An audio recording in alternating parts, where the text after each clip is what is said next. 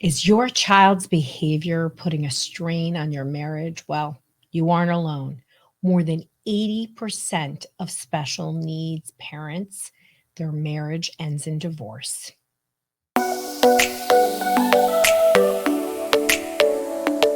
This is It's Going to Be Okay with Dr. Roseann, and I'm Dr. Roseann.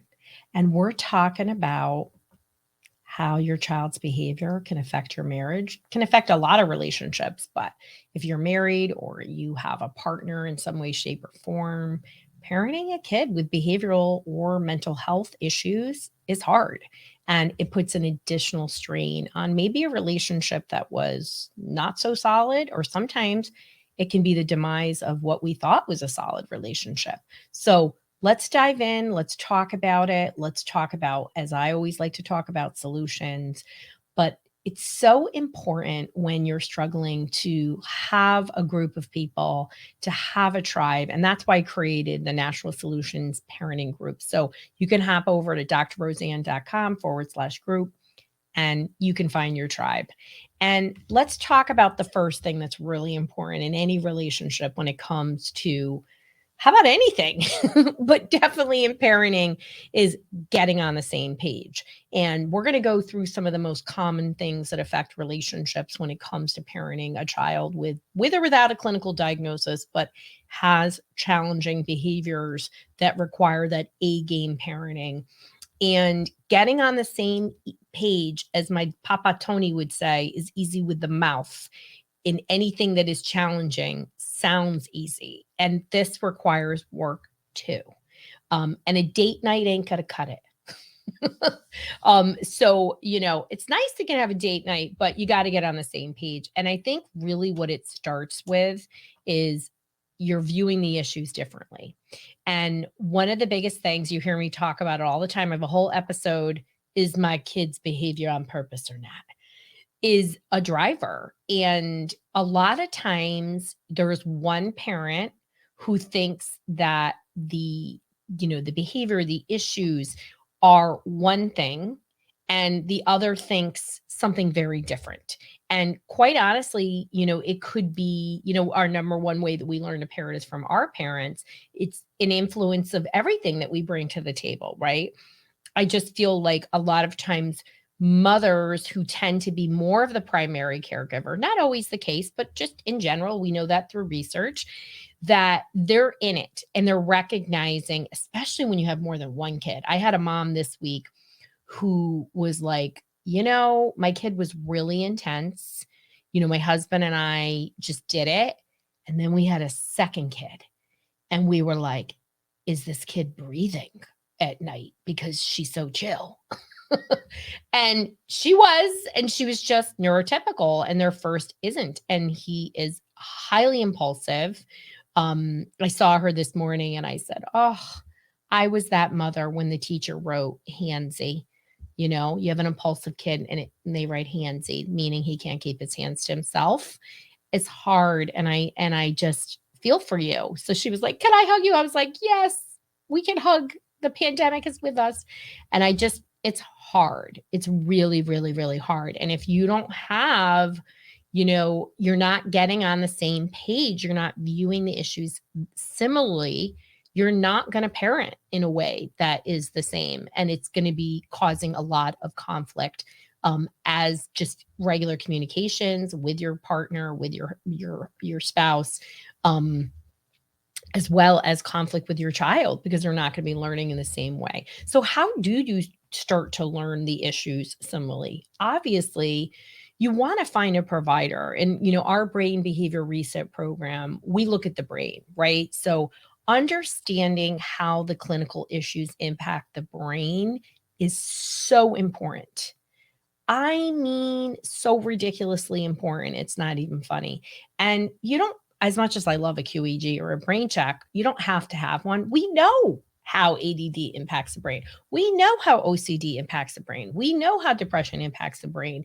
And, we have to stop just talking about it as neurotransmitters. We have neurotransmitters. We have brain waves. We have our central nervous system. We have the autonomic nervous system. We just have to have an understanding that is easily explainable to a child, right? Because I always talk to kids, but for parents. And a lot of times mom is the Google MD and dad is the person paying for things a lot of times, or that's the way it's divided in a relationship. Doesn't mean they're only paying for it, but we still have a very patriarchal society, and they're in charge of it, right? And please know, I grew up in a household where my mother was in charge of the money. Very, very different, particularly, we're talking the 60s and 70s and beyond. And my mother recently passed away, and my dad was like, "Do you know that it wasn't common, Roseann, to have a woman be in charge of the money?" Now, I'm sounding like a Russian, but he said it in his Italian accent. I was like, "Oh, I know, Dad." So, and she was in charge, like he knew, so that was good. That was their shtick. Oh man, she was in charge. But in most relationships, there is this, there's a monetary component as well in all of this conflict. And I don't want to neglect that, because it's part of how do we deal with this issue. And if we don't get on the same page with how it impacts the brain, the child's not doing this on purpose, you're going to be parenting differently. Okay. And as I already alluded to, when you parent differently, you are going to just put fuel on the fire. Your child is not going to understand what they should be doing, and the learning is going to go down. Does it mean you parent exactly the same? No. You need to have shared common ways that you parent. You can't say, "Oh, I'm going to do positive reinforcement and I'm authoritarian, you're authoritative."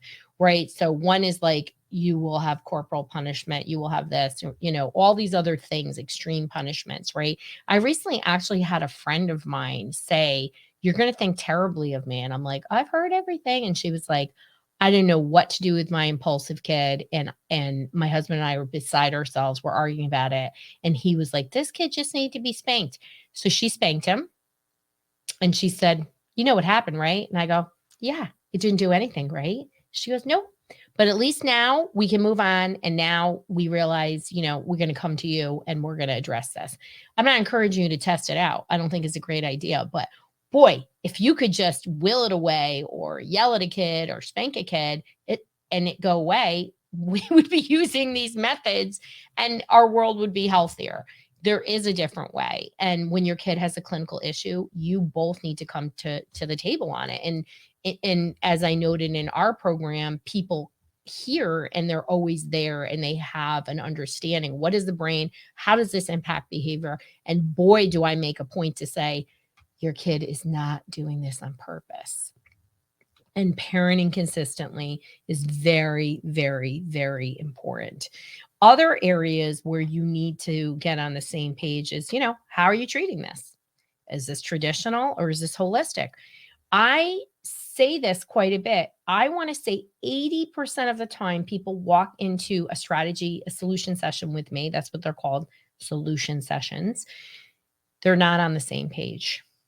And usually it's my mamas driving the bus who are like, "I'm doing this, we're doing this because we tried X, Y, and Z and it didn't work." Or, "I don't want to try these horrible toxic psychiatric medications, ADD medications. They're clinically proven 100% of the time to have a toxic effect. And you don't know what kind of lasting damage that's going to have." Yes, I'm getting more of those parents. And so a lot of times mom has done all the research. She's sort of debriefed dad, but maybe not. I know we have videos when people come to me, and so it's great. And I know a lot of my parents are like, "I had the husband listen to this X episode of your podcast or watch this video." You got to get your spouse, your partner on the same page with you, right? And you've got to decide and take a path and say, "This is what we're going to do." Remember, nothing's a magic wand. It's going to take work. It's going to take effort. And you're going to have to make a choice about what you're investing in. And that's not always easy, as I talked about, how our patriarchal society, a lot of times the male, there's one person who's in charge of money, right? In my house, it happened to be, my mama. She was the gatekeeper for the money in our house. And And, my dad was like, okay, ask your mother. I mean, literally is what it was. It's a good thing me and Philomena, I was like, I'm going to say that I was her favorite because, I was a lot like my dad, really is what it is. So, another thing you need to get on the same page about, besides all the components of what is treatment, how does this impact, is what's your family's input, right? So, your mom is too much in your biz. She's got her opinion and it's not helpful. You've got to really put boundaries up. This is so important in preserving a relationship. And setting boundaries may feel uncomfortable for you, but it's the right thing to do. And it actually is helpful for you and the other person, because if they don't have boundaries, they don't know what they are. So it's your job to just set them. And boundary setting should never be done in a way where you're upset and you're angry. It should be done when, you're calm. Like, hey, listen, mom, I love you. We're not in agreement with this. And, Mark and I got it handled, but here's where I do need your help, because you're so fabulous at making your pasta visual. And, little Franco loves pasta visual, and we're gonna come. I always want you to make it. So always soften it with a little bit of care. But getting on the same page in a marriage, in a relationship, when you have a special needs child, is important. And, to think about the best ways to do that is, one, have honest conversations, recognize that what both of you are bringing to the table is whatever knowledge you have. So get educated, understand the brain, make a plan. Okay. If you need a mediator, that's a therapist, a coach.